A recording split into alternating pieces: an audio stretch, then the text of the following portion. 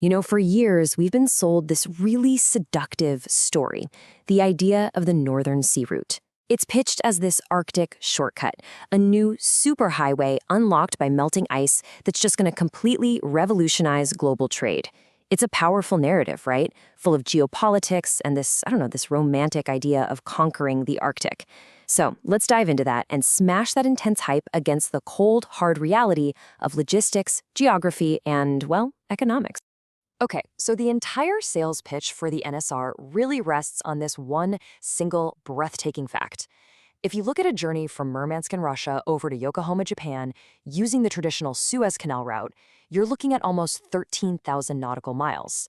But if you could take the Northern Sea route, that distance just collapses to a little over 5,700 nautical miles.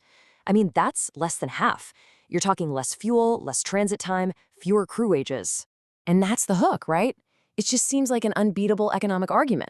But this is where we hit our first massive disconnect. Because, the shortest distance between 2 points means absolutely nothing if the ships that make the real money can't actually use the route. Now, what's really fascinating is how this simple idea of saving distance has been spun into this powerful, almost cinematic myth. The stuff you see promoting the NSR isn't just about shipping. Oh no. It's about national pride and this grand vision of taming nature itself. And when I say grand, I mean the ambitions are truly out there. We are talking about actual plans for underwater bases, schemes for getting energy directly from space to power things, and my personal favorite, a concept for a massive orbital mirror to reflect light down and fight the polar night. It sounds like it's pulled straight out of a sci-fi movie. And this just illustrates the contrast perfectly. So while some are dreaming of energy from space, the reality on the ground in the actual towns that are supposed to service this route is, well, it's abysmal. Many of the local roads aren't even paved. They're just dirt tracks covered in compacted ice. This kind of tells you everything you need to know about where the real priorities are, in the big story, not the basic logistics. But look, even if we set aside all those sci-fi fantasies for a minute, the dream runs headfirst into its first solid wall, the actual hardware. See, the entire route depends on this very specialized fleet of nuclear-powered icebreakers to clear a path. Take them away, and the NSR, well, it just doesn't exist.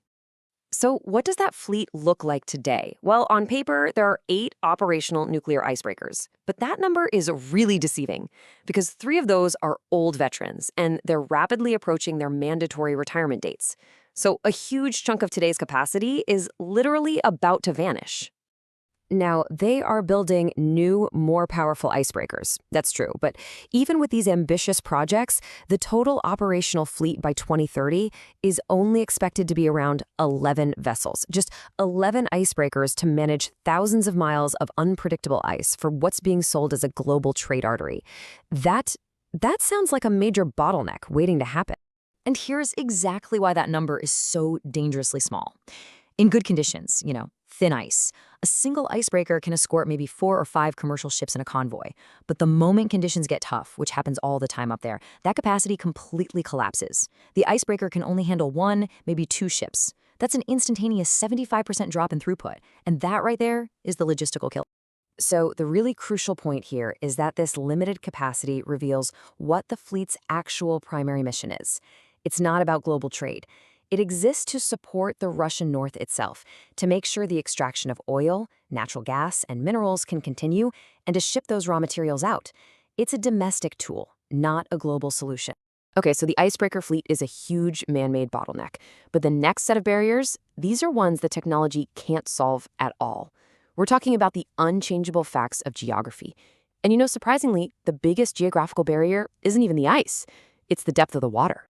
There's this critical choke point, the Laptev Sea, that has natural shallow depths of only about 7 to 10 meters, okay? But the massive modern container ships and bulk carriers that make global trade profitable, they need a draft, that's the depth of the hull below the water, of 14 or 15 meters when they're fully loaded. It's just a fundamental mismatch. And the result is a logistical dead end. The very ships that can maybe make the distance savings profitable are physically barred from even using the route. It's like building a brand new superhighway that's too low for any trucks to pass under. What's the point? All right, let's pivot for a second and talk about the people who are the true gatekeepers of global trade, the insurers. Their entire job is to calculate risk and the constant uncertainty of the Arctic. We're talking shifting ice, extreme weather, total isolation. It's a complete nightmare for them. It drives the insurance premiums through the roof. And here we go. This is probably the single most damning piece of economic evidence against the whole thing. For a standard non-ice class vessel, the transit fee for just one zone of the NSR is estimated at around $400,000. The fee for that same vessel to go through the entire, predictable, reliable Suez Canal, about $355,000. It is actually more expensive to use the risky Arctic shortcut. So why are those costs so insanely high? Because the risk of a catastrophic failure is severe. For a standard ship, sources estimate that roughly 1 in 7 might get stuck during the navigation season.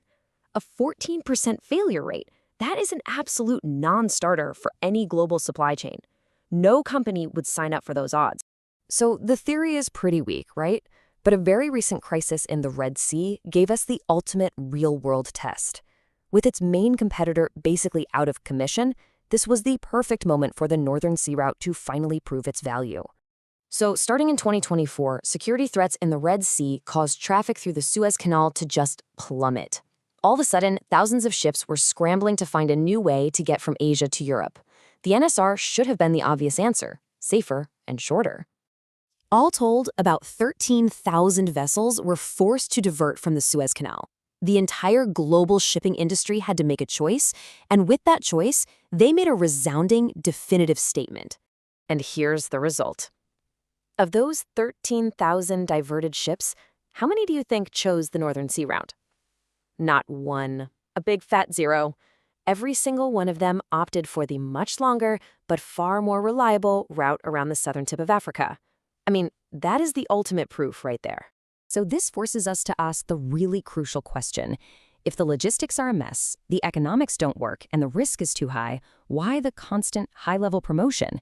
If it's not actually for global commerce, what is the Northern Sea Route really for? And the traffic data just confirms this lack of interest. Despite years of intense promotion, the number of transit permits has stayed completely flat. This isn't a route that's seeing exponential growth. It's just stagnant. The real motivation, it seems, is deeply political. The NSR works as a powerful symbol for a domestic audience.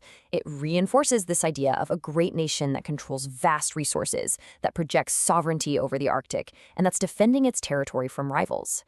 It's a show of power, and it doesn't really matter if it's commercially viable. And this leaves us with a final, really provocative thought. We've pretty much established that the economic case for the NSR as a global highway has totally collapsed. So if the enormous continuous investment isn't about making a profit, what other national goals, whether they're geopolitical, military, or just pure propaganda, are considered worth the immense cost of maintaining a route that international commerce simply refuses to use?